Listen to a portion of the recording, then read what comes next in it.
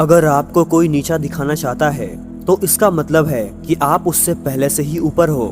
जिंदगी जीने के लिए मिली है, इससे लोग क्या सोचेंगे ये सोचने में समय बर्बाद मत करो। किसी के बुरे वक्त में उसका हाथ पकड़ो, सहारा दो उसे, हिम्मत दो उसे, क्योंकि बुरा वक्त थोड़े समय में चला जाएगा लेकिन वह आपको दुआ जिंदगी भर देता रहेगा। मनुष्य सुबह से शाम तक काम करके उतना नहीं थकता जितना चिंता और क्रोध के क्षण में थक जाता है।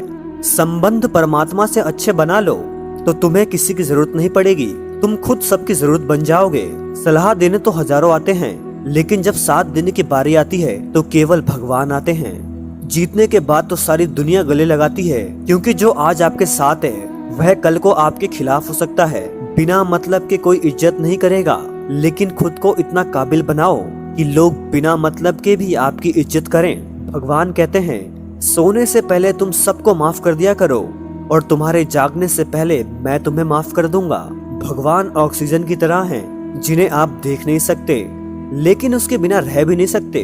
कोई और तुम्हारी मदद नहीं कर सकता, अपनी मदद स्वयं करो।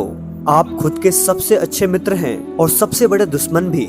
इंसान तब समझदार नहीं होता जब वह बड़ी बातें करने लगे, बल्कि समझदार तब होता है जब वह छोटी छोटी बातों को समझने लगे। आप किस समय सही थे ये कोई याद नहीं रखता, लेकिन किस समय आप गलत थे ये सब कोई याद रखता है। सब दुख दूर होने के बाद ही मन प्रसन्न होगा, यह आपका सबसे बड़ा भ्रम है। मन प्रसन्न रखो, सब दुख दूर हो जाएंगे, ये हकीकत है। किसी भी व्यक्ति की कोई भी बात बुरी लगे तो दो तरह से सोचो कि यदि व्यक्ति महत्वपूर्ण है तो बात को भूल जाओ, अगर बात महत्वपूर्ण है तो व्यक्ति को भूल जाओ।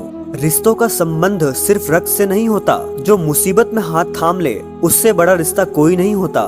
भगवान कहते हैं तुम सब कुछ मुझे सौंप दो, सारा दर्द परेशानी और बिल्कुल हल्के होके मुझे याद करो। धीरे धीरे आपका जीवन बदल जाएगा। हर रात सोने से पहले भगवान को अपने दिनचर्या की सारी बातें बताकर सोएं। अगर आपके द्वारा किसी का दिल दुखा है तो उससे मन ही मन माफी मांगे। अगर आपका किसी ने दिल दुखाया है तो उसे माफ करके सारी चिंताएं भगवान को सौंप कर सो जाएं। यकीन मानिए इससे आपकी जिंदगी संवर जाएगी। क्रोध बोला हुआ एक शब्द इतना जहरीला हो सकता है कि आपकी 1000 प्यारी बातों को 1 मिनट में नष्ट कर सकता है। सबको हंसाना लेकिन किसी पर हंसना मत, सबके दुख बांटना लेकिन किसी को दुखी मत करना, सबकी राह में दीप जलाना लेकिन किसी का दिल मत जलाना। यही जीवन की रीत है, जैसा बोओगे वैसा पाओगे। दुआएं और प्रार्थनाएं असंभव को भी संभव बना देती हैं। भगवान को ना हमारे तन की ना धन की जरूरत है, उनको तो सिर्फ पवित्र मन की जरूरत है। इसीलिए वो हमें कभी छोड़ने के लिए नहीं कहते, बस कहते हैं बच्चों मन से विकार छोड़ो, गंदे विचार छोड़ो, जो आने वाला है वो हमेशा गुजरे हुए कल से बेहतर होगा। यही एक सोच आपके जीवन में कभी निराश नहीं होने देगी। झूठ कितना अजीब है, खुद बोलो तो अच्छा लगता है, दूसरे बोले तो गुस्सा आता है। खुशियाँ चाहे किसी के साथ भी बांट लो, गम हमेशा भरोसेमंद इंसान के साथ ही बांटना चाहिए। जीवन में समय चाहे जैसा हो, परिवार के साथ रहो तो सुख बढ़ जाता है, दुख हो तो बढ़ जाता है। सच्चा मित्र वही है जो उस समय भी आपके साथ खड़ा हो जब सारी दुनिया आपके खिलाफ हो।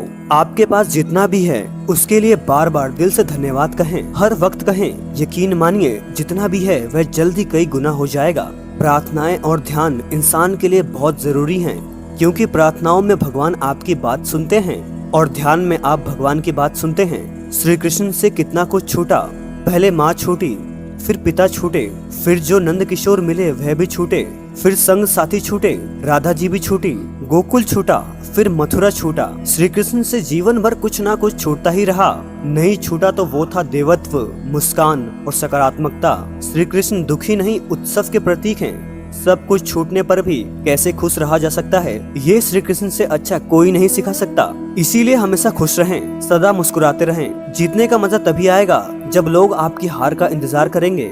गीता में लिखा है यदि आपको कोई अच्छा लगता है तो अच्छे वो नहीं आप हैं, क्योंकि उसमें अच्छाई देखने वाली नजर आपके पास है। अपनी पीड़ा के लिए संसार को दोष मत दो, अपने मन को समझाओ। तुम्हारे मन का परिवर्तन ही तुम्हारे दुखों का अंत है।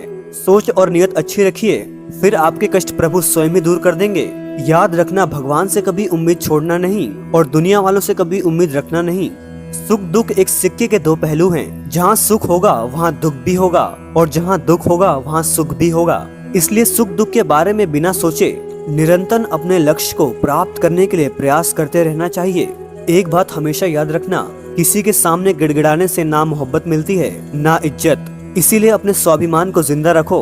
कोई अगर आपकी किस्मत में होगा तो वह आपके पास खुद ही चलकर वापस आएगा। दूसरों को हराने का मौका मत दो, बस खुद को आगे ले जाने की जिद पालो।